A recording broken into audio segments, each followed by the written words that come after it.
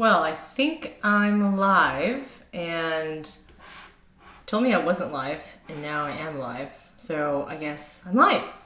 If you are watching from YouTube, make sure to say something so I can see your comments and we can put this onto our profile. I can answer any questions that you might have about our Edmonton real estate market.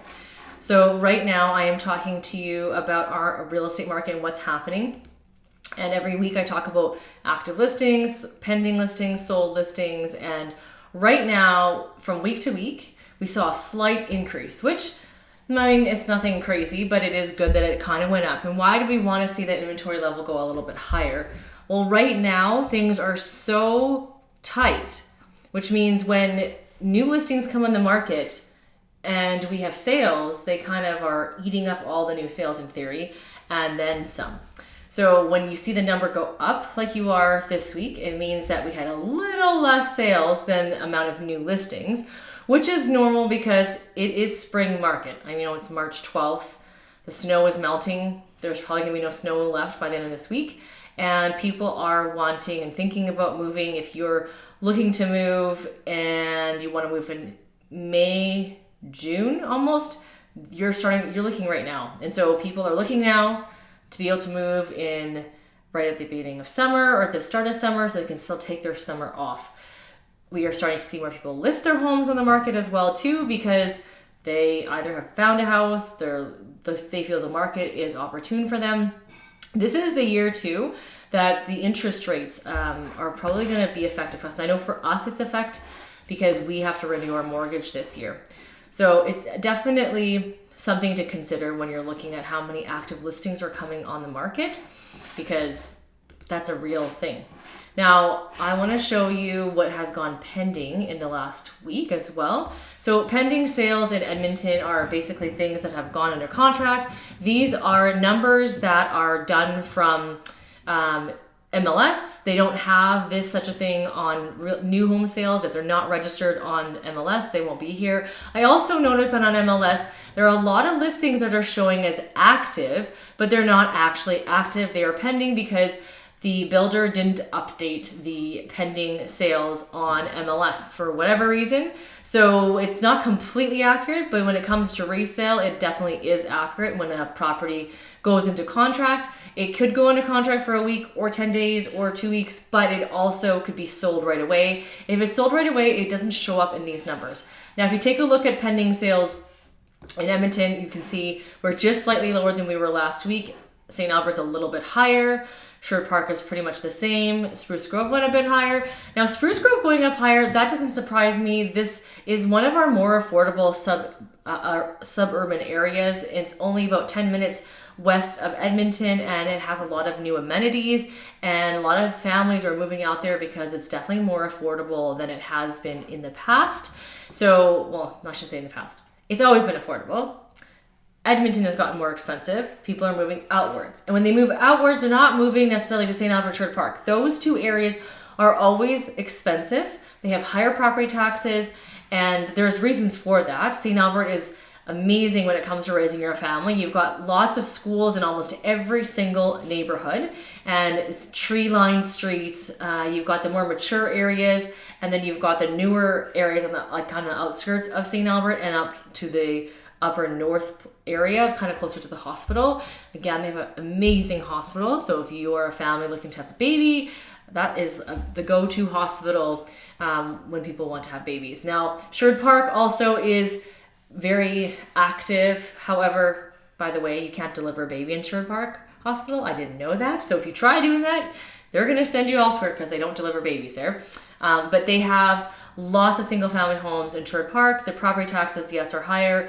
People talk about refinery air, and that's up to you if it matters to you, but it's a great neighborhood. Lots of families there. Both St. Albert and Sherwood Park have a huge hockey community. So if you're looking at kids going into hockey, usually one of those two cities is where people end up residing.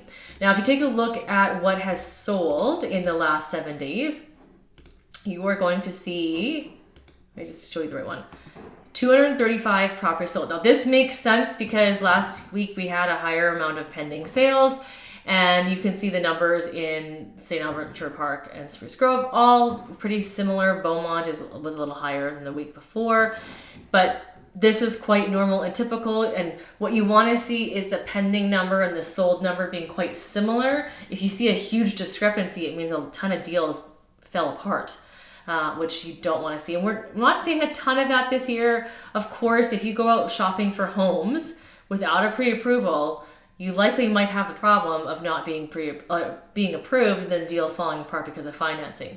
There's also a handful of deals that will fall apart because of home inspection. If the home inspection reveals that it's too much for the new buyer to take on, they will walk from the property, and they totally have the right to do so because it is the due diligence period that they have to kind of check everything out to make sure this house makes sense for their family. And sometimes it's too much house or too much old things that have to get fixed, or they found some significant issues that they weren't able to make work. So if you take a look at last year, so this year's statistics and sold compared to last year, when I said this before, it was a slower year last year, and it definitely was. You take a look at the sale number, it's 235 versus 177. Now I just recorded the monthly market stats for February. You want to keep your eye peeled out for that video because I talk every week, week by week. When you take a look at the entire month, it's quite revealing. One of the spoiler alerts I will tell you is that our sales are up 54% from last year, in general, from all of February. And in March, I foresee that it's going to be pretty high too. Now, don't forget, we started to pick up at the end of March, April, May last year. So we might start to see the numbers kind of come closer unless our market continues to kind of skyrocket like it is. There's a lot of speculation out there, but if you are looking to buy a house, you should never buy a house based on speculation or based on, the fear of the fact that the prices are going up every single day. And I'll tell you this, builders are starting to increase. Well, they're not starting. They have already been increasing their prices in the last couple of months. I've seen at least 3 price increases from some builders, and some builders are trying to entice like these multiple offers, which is also really frustrating because yes, you are in multiples, but to kind of encourage it when it doesn't need to, when certain builders have lots of inventory to sell. Now the big volume builders have lots to sell still, and I suspect in the months to come, more and more of those will be snatched up, and there'll be less and less inventory for them to sell, and they're going to be able to sell them for even more. Those big volume builders are also still building houses, and there would have been no indication to slow down the building last year.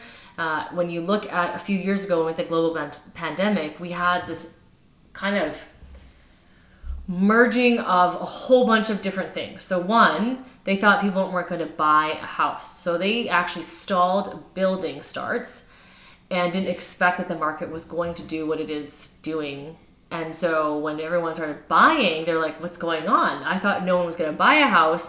And because they hadn't put any houses in the ground, they weren't able to keep up. And so they had a whole lot less inventory. So what I see now this year is there's still choices out there for you when you're looking at new build. Why do we sometimes go to a new build with our clients? Because there's more choices. Because in the resale world, there really isn't a lot. And if you're looking under 450, it is slim pickings to find something. Now, of course, with new builds, you will be spending more money on average because of the fact that it's a new build house and their building costs are higher and they're going to charge more. Now, I've seen some posts and comments about Edmonton doesn't ever gain its value back. And I want to address this, and you can have your opinion of whatever you want. I'm giving you my opinion based on being a realtor, growing up in this city, and being a second generation realtor. So take it for what you will. If you buy a house 10, 15 years ago, and it hasn't grown back in its equity, this is very frustrating. But you also cannot blame the real estate market because some of the factors that you have to take into consideration is, one, did you overpay when you purchased the home?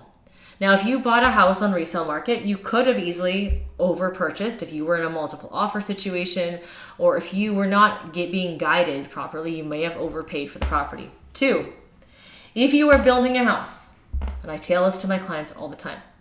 Sometimes people tend to spend a lot of money on upgrades, on things that don't return.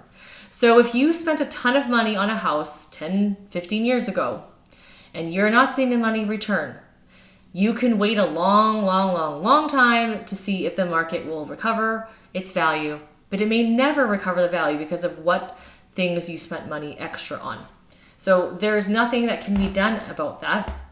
It doesn't matter what city you live in. If you decided that on a starter home, you wanted to put $20,000 worth of appliances because it was important to you. You wanted to put a steam shower. You wanted to put all these extras in a home that don't necessarily come back on resale value. You cannot blame the real estate market for the value that your home no longer carries. Because I will give you a tip. No matter how much money you spend on certain upgrades, they don't translate in the resale world. Now, this may be very frustrating for you to hear because you spent the money and it's money out of your pocket.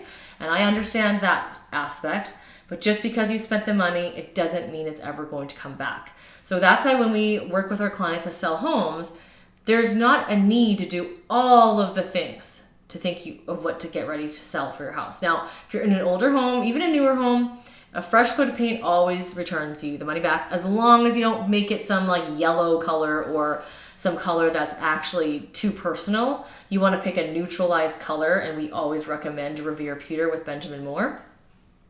That always helps. That's why we have a stager that helps our clients get their home ready for sale. There are things that you can put your money into that will help return it.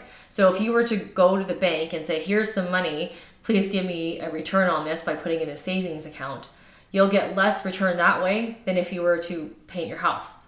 Okay, here's another thing you can do. You can clean your house. I know this sounds silly, but actually paying for a cleaner and getting it professionally cleaned and getting it showing like brand new. Because sometimes when you live in a house, I have kids, they wear and tear that house. That is just the reality of living in a home. Nobody expects that you are going to be living in an immaculate home. However, when people are looking to buy homes, that's something that appeals to them. Now, because there's very little inventory, you might say to me, well, there's nothing for sale, so if I just put my house up for sale the way it is, won't I just sell it? Well, yes, you'll sell it for sure. But how certain are you that you're not leaving money on the table? How certain are you that the realtor that you're hiring is going to do the best job for you? How certain are you that selling your home on your own is going to give you the most amount of money? I know I've seen lots of comments about people saying this and that and all the other things, but you're coming on to a realtor's channel, and a realtor is going to give you the realtor opinion. And I will tell you that I don't look highly upon people who say that we don't do a real job, because this is a job. This is not just a job, it's our career. And a lot of us work really hard for our clients. And we spend a lot of time trying to do the best we can with our clients. We are always constantly learning and improving, understanding the real estate market so we can provide a value. Does that mean all realtors are like that? No. But you can't also assume all realtors are the other way also. So I'm just speaking on behalf of my realtor colleagues that this is a real legit job. If you have a problem with that, then just go find another YouTube channel that you can go check out, because I have no room for that in this space here. I'm here to provide you information about what the Edmonton real estate market is doing and showing you facts. So speaking of which, I am going to bring up some neighborhoods that I also saw in the comments. That's why I was on the comments, because I was trying to find out what you guys were wanting to see in terms of what is happening in your different areas. So I want to show you what's going on in the Hamptons. It's a West Edmonton neighborhood. There's a school named Bessie Nichols that is quite popular, and if you want to go to that school, you have to live there. So currently for single family homes, I didn't put any price restrictions. There's 10 active and pending properties. So take off pending, there's 9. So there was only 1 that was pending, and the prices range from $359,000 to $899. Okay, so if you're coming from Ontario and you're looking to move, you think, wow, anything in this price range seems like a really good deal. I will tell you, in Edmonton, the average price point right now is just under $500. So what you want to do is you actually want to stay between under $500. So in between $400 to $500,000. And you can see there's only 2 properties that fit that criteria. Everything right now is over that 560 basically and up, and realistically you've got 650 and up that are sitting. So you can see this one's been on the market for quite some time. If you take a look at, and don't forget, Hamptons is about a 20-year-old-ish aged neighborhood. If we go into Elmwood, for example, that's one of the older neighborhoods in West Edmonton. So you've got bungalows built in 1956. There are only 3 active properties in the area. So you have one at 355,000, 1,200 square foot bungalow, 414,000 and 428. They haven't been on the market all that long. They're about the same size. They're these bungalows with the garages detached in the back, if you're curious what they look like. So you've got the bungalow. These are pretty standard plans where the living room is on the one side to the right, and all the bedrooms are on the left, and the kitchen's straight in the middle. I see a lot of times this wall right here, for the renovated ones, they take them out and they put a big giant island in here and kind of make it all open concept. But this is more of the traditional layout where there's a dining nook in here, the side window. This is the back door to like the stairs to the back door, and then the kitchen. So if you take a look at the kitchen, once we get to that shot, this is a very traditional layout, that U-shaped kitchen. So this is kind of what you're getting. You've got that sink to face the backyard, to see your backyard. This is quite normal when it comes to the bungalows. And if you go into the newer neighborhoods, like let's say go into Secord, there's a lot more options right now. Now don't forget, Secord not only has newer options, it also has brand new builds that are not listed on MLS necessarily. There's 43 options. So you can see in Secord, things definitely have, there's just a lot more options. If you take a look, they range from $379 to $769 in terms of active sales, not sold. And if you take a look, they've all been on the market for quite some time. They're over 2,000 square feet. And you do have some choices under 5. You have about 13 properties under 500,000. You can see here, they range in year built. So you got 2009, 2023, some of them from this year. Lots of unfinished basements in these newer neighborhoods. If you look at the fully finished basement homes, we've got 1, 2, 3, 4, 5, 6, 7, 8, 9, 10, 11, 12. About 12 properties out of 43 that have finished basements. So if you're narrowing things down and you want a finished basement, that's one way you can narrow things down. If you want to open up your parameters and look for more options, maybe take off that fully finished basement criteria off, because then you'll actually get more choices. Now, if you're wondering what things have been selling for in Secord, you can look up the sold. I'll show you the last 30 days. In the last 30 days, they've had 26 sales. So you think about that, that's about half of what is for sale right now. And the average price sold was $502, lowest at $409, highest at $619. This $409 home is one with the garage in the back, so laned home. This is an old Hopewell house, actually. I recognize it.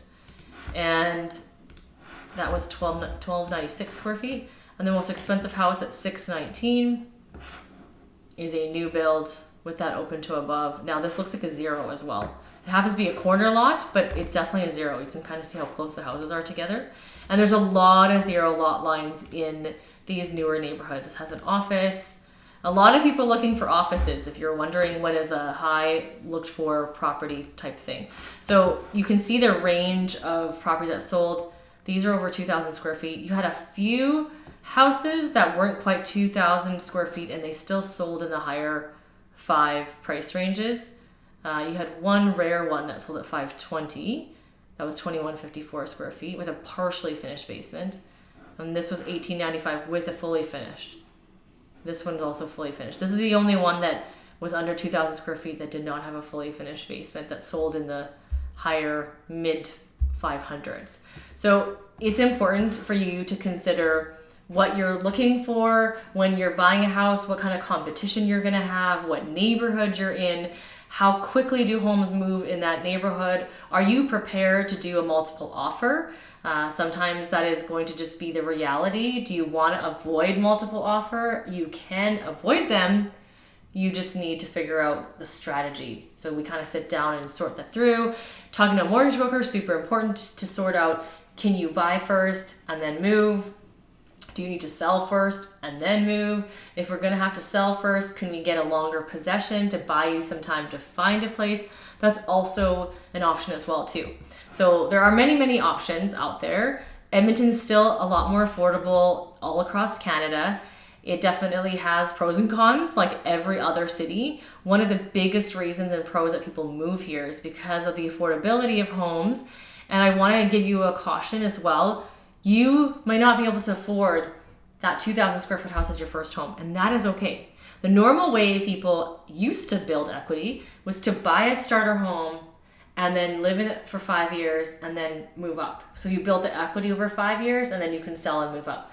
It doesn't work that way if you buy like a $600,000 house and hope that you can move up, because it takes longer for that equity to grow. And like I said earlier today, depending on if you overspent on that house, you could have lost equity there too.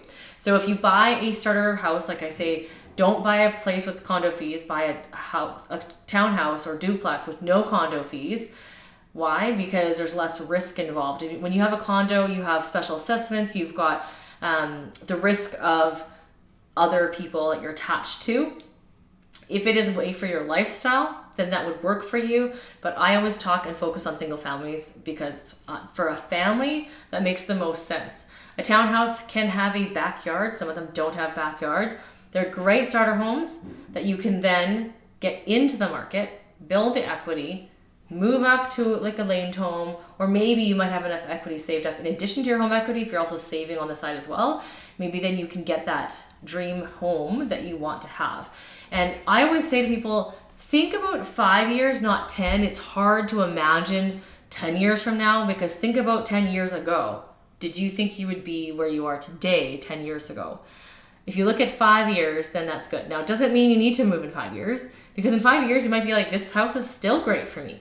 But it gives you that flexibility in order to accommodate for life changes if things like that happen. So I hope this was a helpful post. I know that I kind of did a bit of a rant, but I had to because I went through the comment section and I had to speak up. And I really appreciate all of you guys who are watching that appreciate the work that I do this. This is to provide you guys value, to educate yourselves on what's happening in the real estate market based on actual statistics and somebody who is working in the real estate market on a regular basis. Really important to figure out what your source is when you're looking at news, because there's a lot of fake news out there and this is not one of them. Have a great day and enjoy that weather.